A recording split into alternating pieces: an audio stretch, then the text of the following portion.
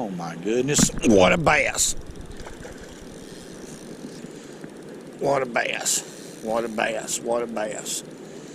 Let's see if we can hold him out of that tree right there. That's going to be hard to do. Yeah, we got him out. I'm glad I had my drag set a little bit heavy. That's a big one. For a creek, that's a darn big one. I'll explain what's going on right here if I don't slip in. See that slippery bank there? My goodness. That's a big, oh my goodness, there's about 3 more behind him. Huge, 1, 2, 3 huge bass behind him. This is something else right here. This is something else right here. 3 huge bass. Let's see if we can get him right in here. This bank is so slick right here. It may not look like it, folks, but it's so slick it's pitiful. But yeah, there's 3 more big bass right there. Golly day. And every one of them were largemouth. Okay, now what I'm going to do, let's do it like this. Then we'll look at this bass. Ooh, might be able to wash him off a little bit. I want to get this fish back, and I want to get back to fishing. That is a beautiful bass right there, folks. Beautiful largemouth. Hey, I didn't expect this, but first of all, let's talk about the bait. It's a Nico Helgramite right here, and I'll go over my setup right here. Let's unhook this fish and let him go, and then we'll talk about it. I walked a pretty good distance to let this fish go because there's 3 or 4 more bass over there that I seen. So let's let him go right there. Ain't that a big fish? Okay. He's disoriented bad. Look at him. He's all messed up. Okay. He'll finally get his bearings. That's a big fish right there. Big, pretty large mouth. Okay. There he goes. Y'all see him? Man, oh man. I'm tore up now. Okay. That fish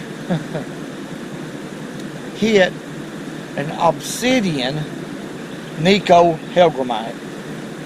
That's a 3-inch bait. Fantastic bait for creeks and small rivers. I've caught a lot of fish on that bait. That's a 1/20th of an ounce Z-Man mushroom head jig. I guess that's a mushroom head, what you call mushroom head. Loop knot, 8-pound test, fluorocarbon. A lot of people ask me, what do you think is the best fluorocarbon? Well, I have a lot of different types of fluorocarbon, but this is Yozuri. 8-pound test is what I have on this. Yozuri, the thing that I like about it, it's smaller than most fluorocarbon lines as far as diameter is concerned, and that's why I use it. And it's not that high. It's always been a good line for me. And I have about 10 foot, about 8 foot of it on here with an 8-pound test braid. That's a double uni knot. It's my connection. 2500 size Fago, LT 2500 size Fago Daiwa reel. Okay, with a sow belly rod. This is a 6.5 foot light action rod. I love them sow belly rods, and that's what I'm doing right here. That's what I'm going to start off with. Let's look at it right here in the water. Can y'all see that? The material that this Nico's made out of reminds me a lot of Elastec that Z-Man uses, except for this material right here is a little bit tougher. It's tougher and it's more stretchy. You can catch a lot of fish off of this particular bait, which I'm not saying it's better than Z-Man. I love Z-Man products, but Look how that bait's standing up. That's the same way that Z-Man products will stand up. That's a deadly deal right there.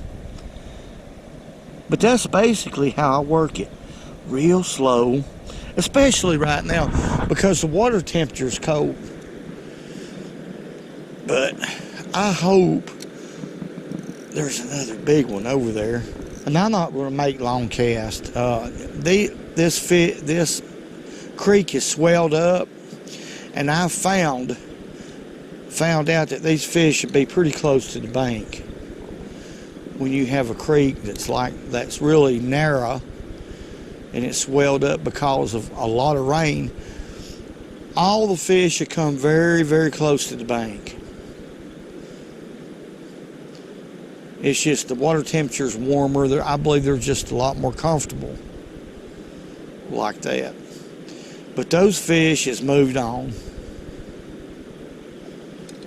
So there's a little bass over there. I see either a little bass or a little bluegill. There's a bass. There's a bass. There's a bass. And he's got it.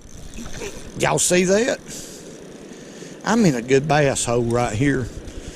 Or right now it's a good bass hole. So I caught one here and I caught one right over there. So this is a good place for these fish to move. They could just move to me right here because of the condition of this creek. It may be an area I can just stay put on, but my goodness. I seen that fool. I'm going to slip in, folks. I'm going to slip in. Generally speaking, when it comes to creeks and small rivers, if I can wade them, I would rather wade them than anything. But that's a largemouth. Got a little mud on him right there. So that's 2 largemouth from here. We're going to walk over here and release him away from this spot.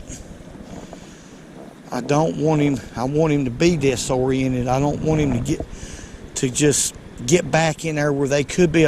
There's several fish here is what I'm saying. So I'm going to separate him from the pack right there. Ain't that beautiful? What's beautiful about it, I seen the fish come up to it just like the first one. And he nosed down on it and inhaled that Nico in like nobody's business. It is remarkable how quick these fish can inhale a bait in. I mean, it's just gone just in not a split second, but less than that. You got to really pay attention right there. And once I see that bait's gone, I set the hook. But let's release him right back here. That's 2. Ain't that cool? 2. I didn't even think I would get a bite. Look at him. He's doing the same as the other one. Look at him. He's just sitting there. See what he does. He'll finally move on out. He's disoriented. He don't even know what's going on. Just like me, I'm so tickled. I'm tickled to death. I love this kind of fishing right here because, let's get a rock. These fish fight a lot harder than they do in the lake. Creek bass fight. Now what I done right here, I didn't just start randomly fishing. I started right here. If y'all can see, okay, I caught those 2 up there. See where that blue toad is? I started right in here because it's really slack. There ain't no current right here. It's a big eddy. Didn't get any bites. Hey, here's a raccoon track. Y'all see that? Raccoons.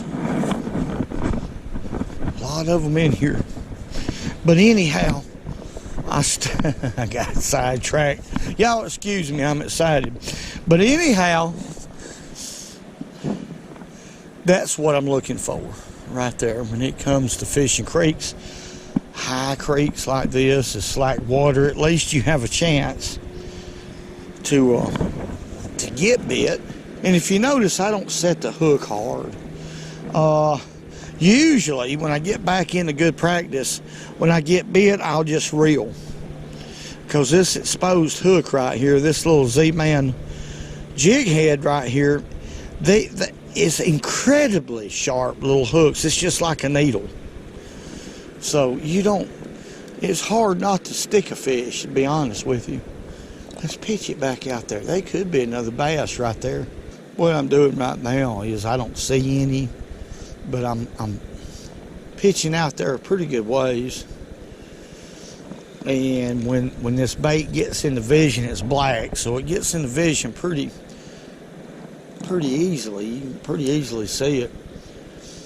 Then I'm watching for a fish to see if he follows it. Of course, we could get a bite on out there where I can't see the bait or a fish, but I'm trying to see if there's anything following the bait, interested in it. There he is, folks. That's a good one. That's a good one. I just kept on till I finally caught him. Doggone it. You talking about fighting. This is a good fish right here. I'm having some trouble right here. Gotta hold my rod up. This fish is as big, if not bigger, than the first one I caught. I'm having trouble. This rod is just a little bit light for this. Little bit light. Let's see if we can. Oh, what a strong fish. I hope he don't come off. That was hard to do anything with that fish. Yeah, this rod is just a little bit too light for this. I had a lot of trouble. Lots of trouble. Let's see. Well, we'll just have to go here at the end. And I see, there they are right there. They're laying right there. They're just sitting there, folks. They're as big as this one. Matter of fact, there's one that's bigger. That's a little bit bigger. Here comes a small one, if y'all can see him. See him right there? They're so curious. I got him. He's about like the other one. Well, he could be a little bit bigger. I think he's a little bit bigger, actually. But that took some patience to catch that fish, I guarantee you. Yeah, what a fish, folks. Look at there. That is a good, solid bass right there from the creek. Very healthy. And I'll tell you, there ain't nothing like it. I mean, let's talk about a creek bass for a minute.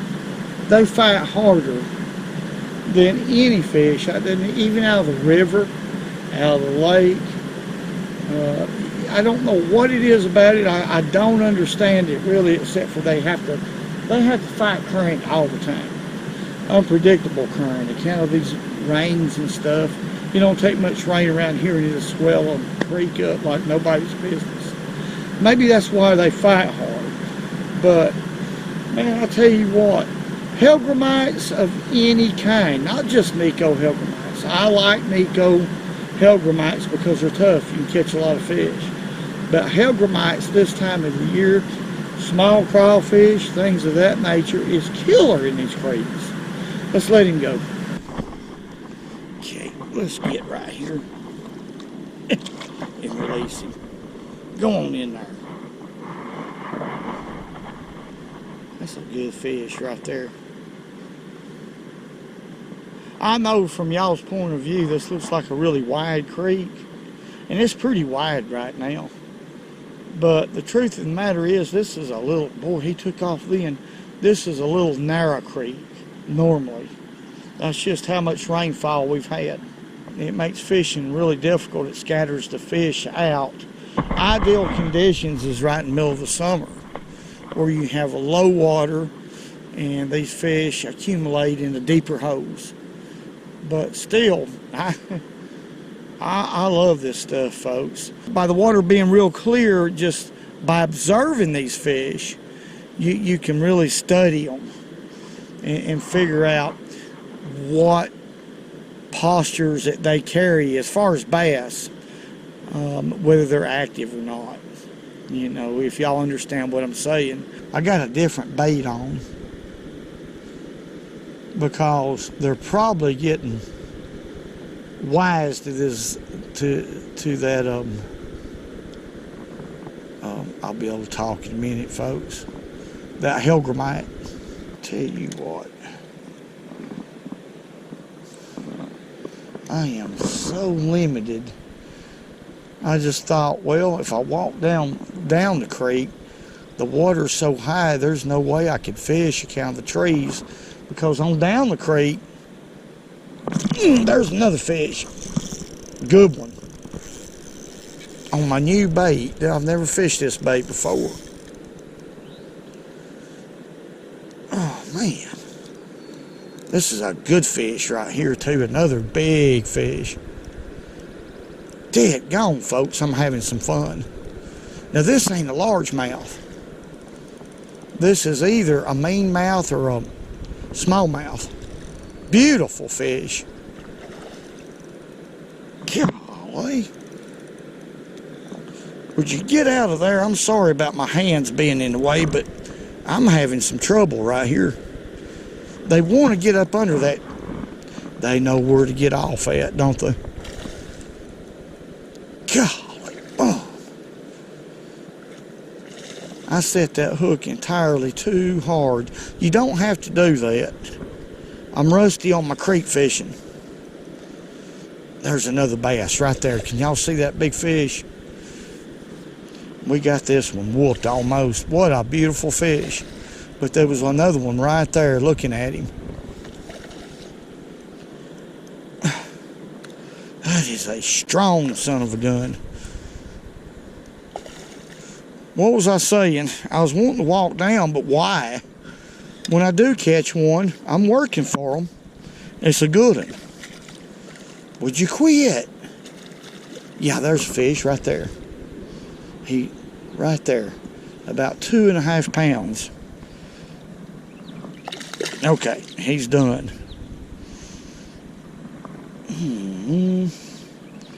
What a beautiful fish right here. I believe this is a meanmouth. Oh, yeah. Golly, let's get him out here in the sun.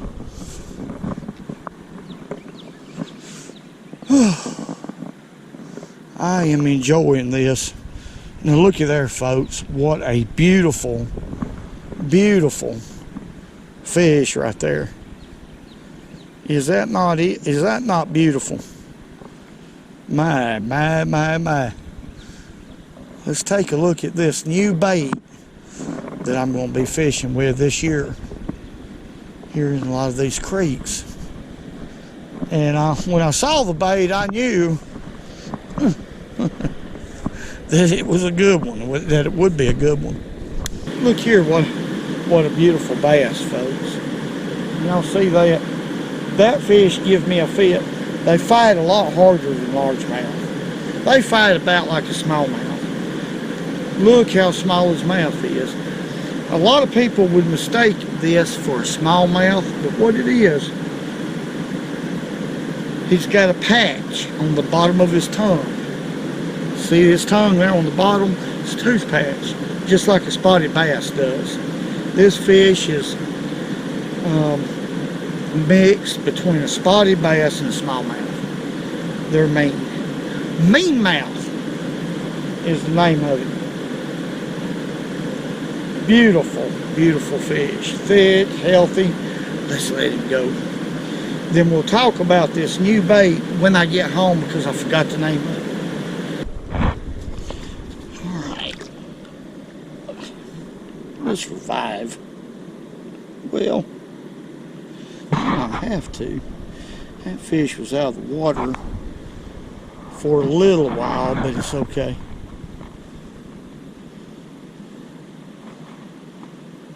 Can y'all see that? It stands up too. It looks just like a crawfish to me. And if I'm not mistaken, it's 2.5, 2.5 inches long. I might be mistaken. Could be 2.75. Could be 2 3/4 of an inches long.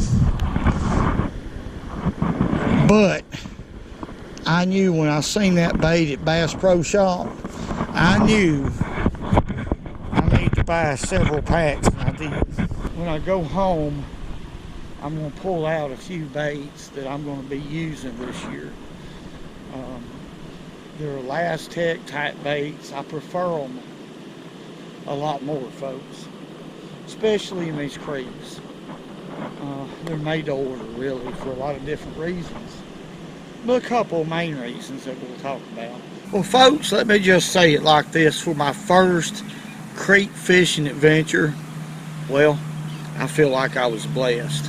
Usually I have to get in the water and wade and wade and wade. A lot of these creeks I have to go down 1.5 miles, 2 miles sometimes to find productive water, especially new creeks.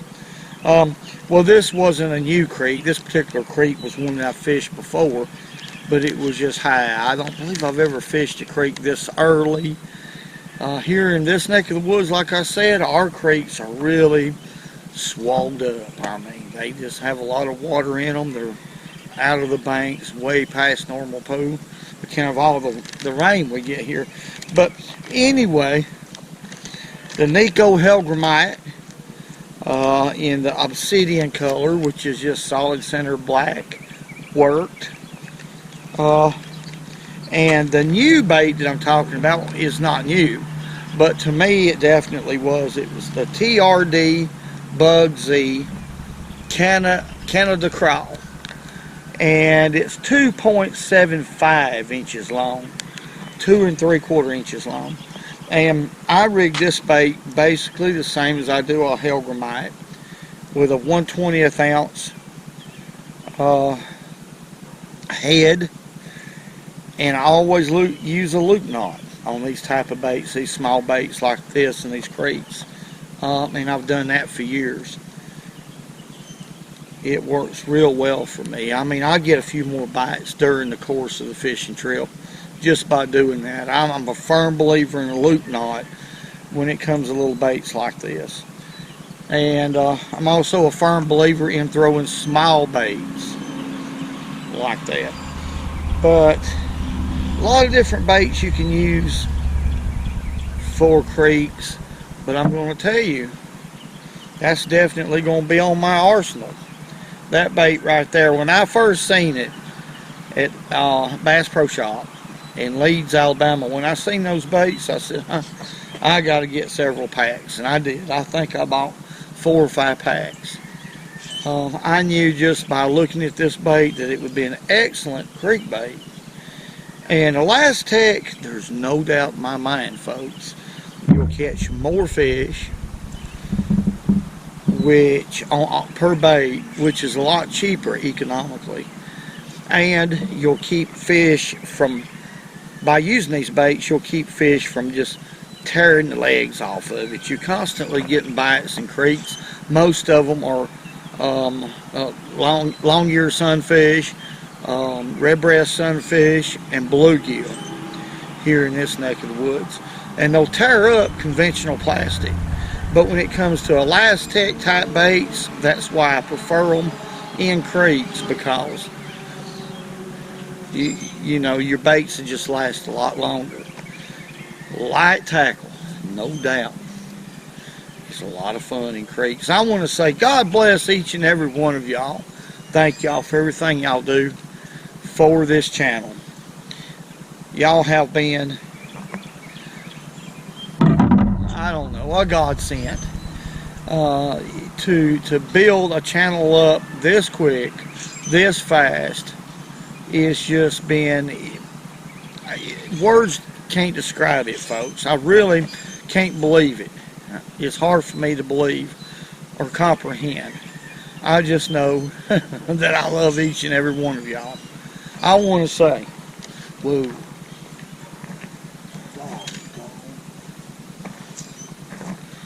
Oh, the gelatin.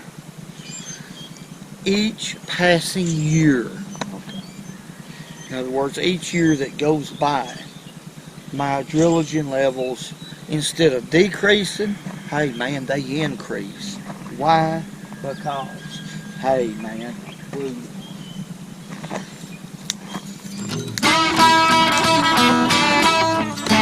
and remember, go fishing when you can, because it's good for you.